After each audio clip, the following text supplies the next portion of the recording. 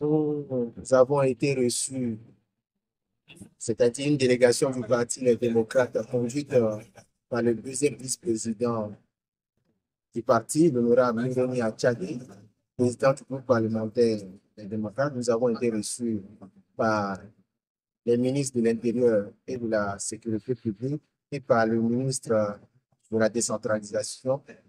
Et cette séance qui nous a été accordée avait pour objet de se pencher sur les multiples interdictions dont le Parti des démocrates fait l'objet sur toute l'étendue du territoire.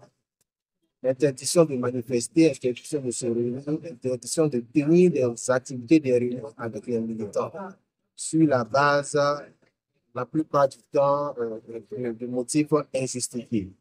Donc, cette réunion, cette séance qui s'est tenue en plus de 2 heures de temps, nous a permis de poser le problème de manière beaucoup plus précise et expliquer aux différents ministres qui nous ont donné la parole et qui étaient assistés de leurs collaborateurs toutes les difficultés, les peines du monde que le Parti des démocrates a pour se réunir alors que c'est un parti qui est régulièrement constitué et qui a des députés à l'Assemblée nationale.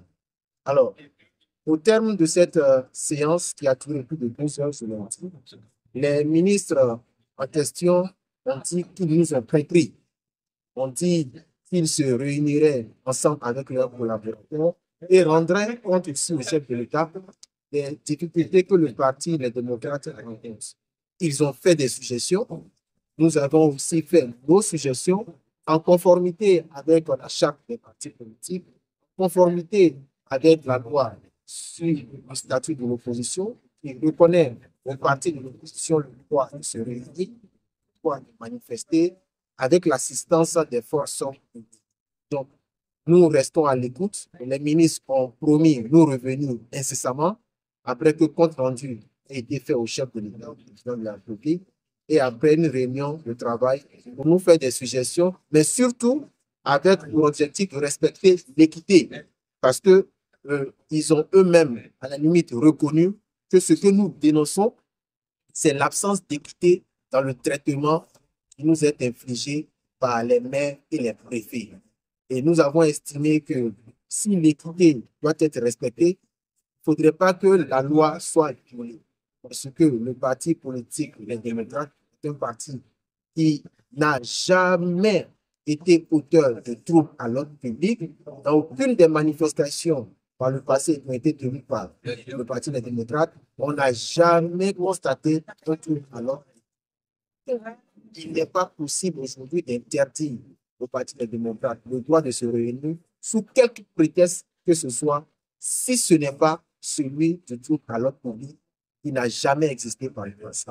Nous avons compris aussi les raisons sécuritaires parce qu'il a été aussi avancé le motif des raisons sécuritaires et que la sécurité du pays étant menacée aux différentes frontières, ce qui justifiait la présence des forces républicaines et de police un peu partout et donc faisait que ces policiers-là n'étaient pas surtout disponibles pour apporter leur contribution à la sécurisation des sites. Nous avons estimé que si cela était aussi une cause de refus pour les autres partis de la mouvance, on comprendrait.